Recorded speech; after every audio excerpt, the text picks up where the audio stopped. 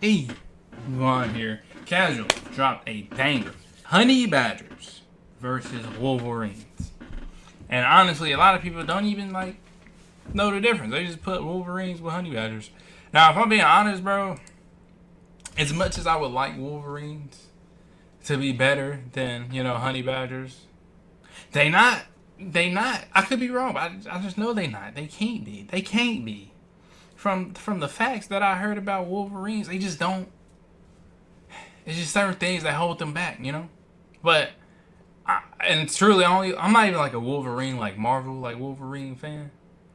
So that's not even like the reason I like Wolverines like so much. I don't know. I just do. So I wish they were better than Honey Badgers, but they not. But at the end of the day, Casual dropped a video. Honey Badgers versus Wolverines, deciding the impossible fight. That is a great fight. This is like Coliseum level. Romans going crazy. That's that level fight right here. That's what Death Battle should do. Death Battle should have like animals. That's animal cruelty. Never mind. An Oreo-flavored bowl cut wearing assault on the food web, a scavenging super soldier steroid weasel, two animals infamous for durability blessed by the almighty, disregard of death as a concept, and being a part-time predatory hemorrhoid, an unstoppable force versus an immovable object, a fight as much philosophical as physical, and today we'll break down how these muscelids match up until in the end, only one is left standing. Now disclaimer, actually does muscelids match up? Alright, select your fighter, okay. This is actual stats, or we're just throwing out random numbers. Strength 85, agility 75, rage meter 101, strength 92, agility 70, rage meter. Is that what's really gonna set these two apart? The rage? Up until in the end, only one is left standing. Now disclaimer, I've actually done this video before, but after some additional research and some number crunching, my answers changed quite a bit, and after mulling it over, I actually feel pretty good about my pick. Another note I wanted to add is there are no definites in nature. What I mean is, if I say Animal A would beat Animal B in a fight, I don't mean Animal A would run the table every time. It's more like if A and B squared up 10 times, I'd expect Animal A to hypothetically win at least 6. Any debate worth having wouldn't just be one contender steamrolling the other. That being said, let's meet the misfits. The Honey Badger's black Air Force energy emanating from an aggressive tube sock. At only about 20 to 30 pounds and a length of 22 to 30 inches, the glorified ferret is too small, too slow, and too solitary for a conventional way of life. In a world of fight or flight, the Honeyhead's defining trait is not having wings, and I don't even know how. monochrome crash outs are actually their best defense. But it's not just a bluff. The bane of bees has 1.5-inch claws, mostly for digging and breaking into hives, and jaws powerful enough to crack open a tortoise. They apparently use those jaws to castrate larger animals to bleed them to death. But if we want to be fair here, we do have to mention that the castration claim came from Kruger Park Ranger James Stevenson Hamilton in 1947 and hasn't been documented since. Either way, the real flex is that if cockroaches had breasts, they'd probably be honey badgers. They're that hard to kill. They famously have thick 6mm skin that can tank quills, bites, bee stings, machetes, and most importantly, severe maulings from much larger predators. The rotel also has freakishly loose skin that makes it nearly impossible to pin down without it turning around and delivering punishment to the face. Additionally, they have a reversible anal pouch with a smell foul enough to gift angry bees the power of discernment, although I don't think it would affect a rampaging Wolverine. All in all, the honey badger punches way above its weight, and it needs to have a chance. The Wolverine is a travel-sized bear on bath salts and a different kind of cockroach, living on the very fringes of existence where most others could not. Wolverines weigh about 30 to 45 pounds and measure up at 28 to 42 inches, and they also have the honey badger problem of not having the bulk of a bear, the parkour prowess of a puma, or the power of friendship like wolves. They do have jaws strong enough to crush bone and chew through frozen flesh, and 4-inch semi-retractable claws, mostly for climbing, but also for running non-retractable fades. Like the honey badger, they have thick loose skin, but also a coat to insulate them from the elements. They're also the IRS for animals way above their weight class, as they're on record shifting cougars, wolves, and in some rare cases, even bears from meals. And again, like the honey badger, they also weaponize their anal glands, enough to have the nickname skunk bear. Not something that should matter against a badger, but the fight would be an odious assault on and of every sense. The Wolverine's bigger frame means it has confirmed kills against animals up to 20 times its size, and there's even one case of a Wolverine allegedly putting a polar bear in past tense by latching its jaws around the bear's windpipe. But just like with the honey badger, there isn't really evidence of a Rage of Holler gym sock suffocating a polar bear with more than just smell, but Then again, people What won't is let this- facts get in the way of a good what is story. this traveling That's how some animation? animals end up sounding way worse than they actually are, and how other animals don't get taken nearly seriously enough. Bro, like what? Like, bro, oh my god. Oh my, you see dogs do this. Bro, if I, bro. way worse than they actually are, and how other animals This don't motion get right taken here, I near- see my dog do this same motion. I know he finna, like, bro. He finna attack you. really seriously The enough. slow creeping, like.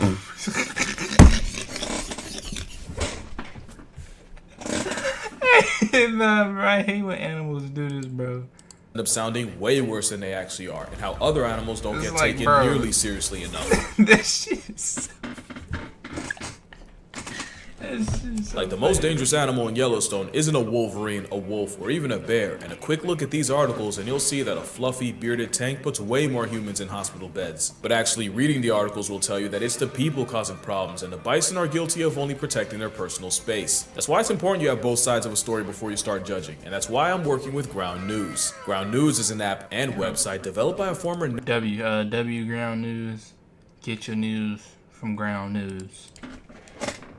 how they used them in the first place, starting with the sand-seasoned rage-baiting ratel. Honey badgers have the second Ratel. widest prey range of any mustelid, and most of what they find is by using their claws to dig them up. A study done in the Kalahari Transfrontier Park found that most of Bro, what they can y'all eat are say that like 10 claws times to dig fast? them What the up. fuck was A that? study done in the Kalahari Transfrontier I'm not Park even found that attempting most of what they eat are small mammals like mice and gerbils, and small reptiles like geckos and skinks. But honey badgers are also high metabolic a maniacs that'll try highly venomous Bro, I snakes seen such a as black puff adders snake in and the black backyard, mambas, bro. and they'll steal larvae straight from the heart of homicidal beehives. 1000% They're so a garden masochist one, but I coded don't that many care. believe that they're immune to venom when they're only resistant. There are cases of honey badgers being excused from the mortal roll call while eating honey because they got stung to death in the process, and getting flatlined by snakes because they kept getting bit but refused to quit. Honey badgers seem to have a severe lack of self-preservation, but it makes sense when you live in a world where running away is physically not an option. But it also means they're crazy enough to try to meal tax a leopard right in front of it. And that's cause the honey badger is a forager on steroids that doesn't pass up opportunities to eat because they virtually can't afford to. Most predators rest and chill after a big kill, but honey badger will stop only for as long as it That's takes so, for it to. like- Most predators You just be walking and see a Rest and fucking chill fat ass lion chilling.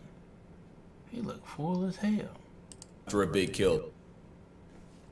Bro, you just out in the middle of the street, But honey badger will daring somebody to try him. stop only for as long as it takes to consume it before running off to find another. This mentality also helps his furry fitted sheet not fold in the face of predators, and constantly fighting back even inches from death means even if it can be killed, it often ends up being more effort than it's worth. In a desolate landscape like the Kalahari, an overachieving weasel scrounges a living in the area code of some of the most impressive and oppressive forces of predatory nature. Wolverines are survivalists on steroids that live in some of the most unlivable places on Earth. While bears hibernate through the dead of winter, the skunk bear is still outside in avalanche country. Those claws work as crampons to let the Hulk weasel cling to the side of a cliff, and having large paws means they can run across the same deep snow other animals would sink in. Those jaws are specifically designed to tear through flesh that's frozen solid, and a wolvie will eat every part of a carcass, right down to the teeth. They even have a molar that's been rotated 90 degrees for the main purpose of cutting through ice solid meat. Also, they are the second most disrespectful creature to inclines, with number 1 going to goats. Wolverines will use mountains like we use crosswalks. It's actually why they're so impossible to keep track of. A motivated Wolverine will easily trek through 40 miles of rough, virtually inaccessible terrain in a day,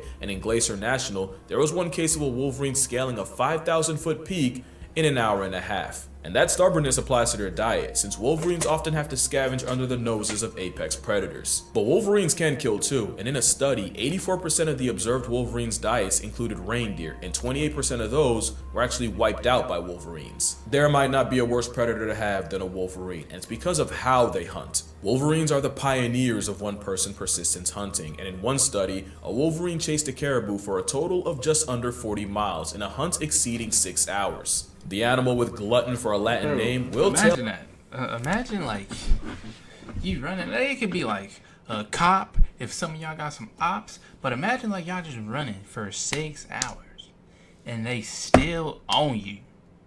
Bro, just kill me. Miles in a hunt exceeding 6 hours. The animal with glutton for a Latin name will tailgate a mark until they eventually gas out. So whether it's a determined garbage disposal or a flagrantly reckless felony ferret, beating either would be a war of attrition. But the question still remains, can he fight though? Both these animals rely on intimidation and offensive defense, but how do they fare when that bluff gets called? With honey badgers, those claws probably wouldn't feel good across the face, but the real damage is in that bite.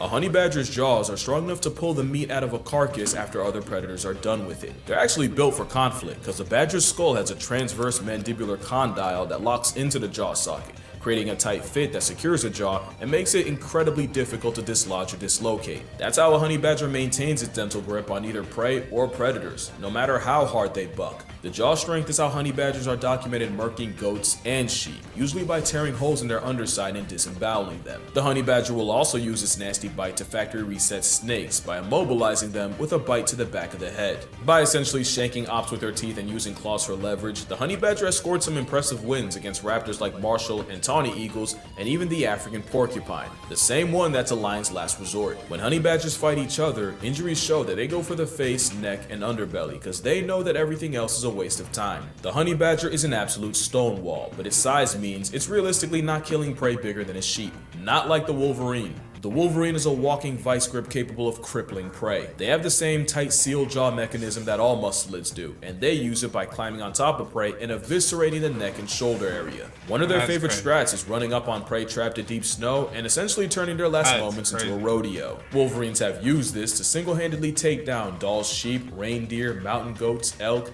and even the biggest mark in the area. From 1967 to 2001 in Krasnoyarsk, Russia, there were 19 cases of Wolverines flatlining moose, and based on the bodies, they favored tearing at the legs, neck, and shoulder. Now to be fair, the Wolverines usually went after the young, the sick, or as mentioned, those swallowed by snowdrifts, but it's still a feral ferret the size of a mid-dog, taking the life of an animal 20 times its size. Against each other, they use their hook claws to grapple and try to land their trapped jaws around the face and throat. The Wolverine has a higher power rating than a honey badger, but the honey badger has that dog in him. Even in a dying effort, honey badgers have been known to throw hands at a lion for hours. But there's another aspect we gotta look at, and this might actually be what decides it. How they match up with predators is a big factor, since in this fight they're going up against another predator. And there's no shortage of threats to a honey badger's well-being. Lions, hyenas, leopards, wild dogs, crocodiles, baboons, and pythons are all liable to catch an African aggro skunk slipping. As much as their reputation precedes them, honey badger got quite a lot to give a shit about. Even though they can live for nearly 30 years in captivity, in the wild most won't make it past 7. Honey badgers aren't the indestructible black and white badger berserkers the internet says they are. They're actually very vulnerable to predators. And it seems that the honey badger's two biggest threats are leopards and hyenas. As funny as it is, mature lions typically avoid them, since beefing with a malice-operated weasel when you hunt buffalo for a living is a genuine waste of time. But leopards and hyenas are more curious, and since a foot-tall badger can't outrun a hyena gang or sidestep a leopard, they literally have no other option than to fight to buy itself extra time on Earth. But ultimately, honey badgers have no shot at crippling any predator bigger than a jackal, and it becomes a losing matchup when a predator decides it does have time. It's just that the honey badger's crackhead determination means it can survive situations they have no business walking away from. Wolverines don't face the sheer volume, but they still have a familiar feline build, one of the greatest pack hunters of all time, and one of the largest land predators on Earth to deal with. Like the honey badger, the Wolverine's durability has been blown up as time's gone on. They're actually really vulnerable against wolves. They'll square up and fight the good fight, but they're as brave as they need to be until there's a treat. In a study on the mortality of Wolverines in Sweden, over 40% died to a predator, likely a wolf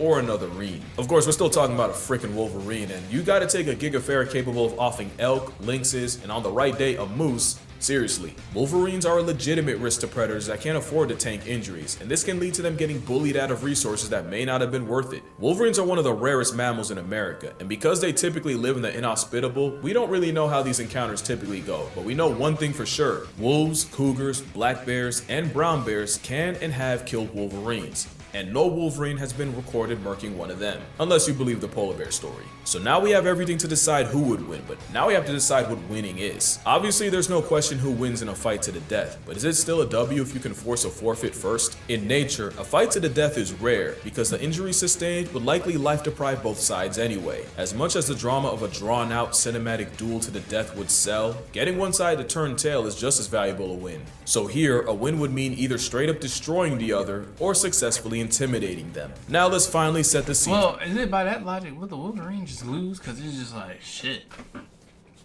I gotta go. Well, like the Wolverine like runs away if he can. Well, I guess honey badgers run away if they can too.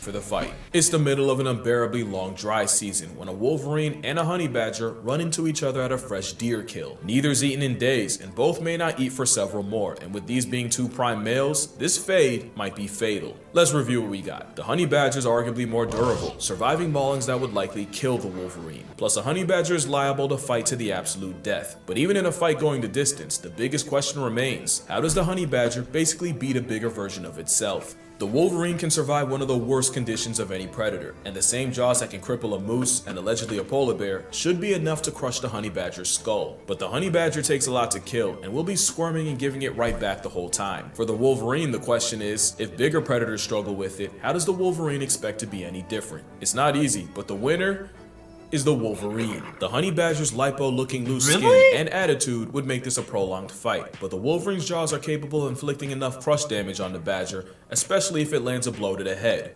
which they normally go for. In a fight going the distance, the Wolverine would get beaten up, but the honey badger likely wouldn't be able to get a kill on the Wolverine. But the real winner here is the Wolverine's lack of risk aversion. Even though the honey badger is more kamikaze coded, Wolverines have been known to die trying to steal a kill in front of a bear. So the chances the Wolverine backs off are lower than the Wolverine offing the badger, or even the honey badger running first. Against a similar sized African civet, the nasty honey badger is able to pin it, but ultimately the civet's able to walk away. I can't see a honey badger submitting a much bigger Wolverine, but like I said, there are no definites in nature, and in a best of 10, I'd expect a Wolverine to force a submit or a retreat at least 6 times. It was close, but in a matchup like this, only one can take the W, so it's only fitting that the Wolverine already has it. But that's gonna do it for this video. Drink water, hug your mother, touch grass, call your father. Let me know what other matchups you want to hear me talk about, and I'm gonna see y'all in the next one.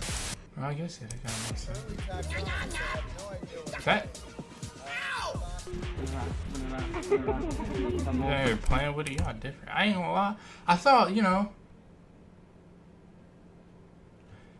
due to, obviously the honey badger's will to not quit everybody talks about, you would think, like, Wolverine might just give up or something, Like, hey, I'm not mad at it. Like I said, I like Wolverines more anyway.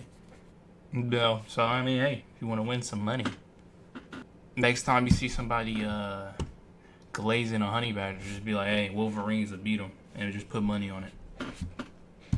He's gonna hit every time. That's your parlay. See you on the next one. Peace.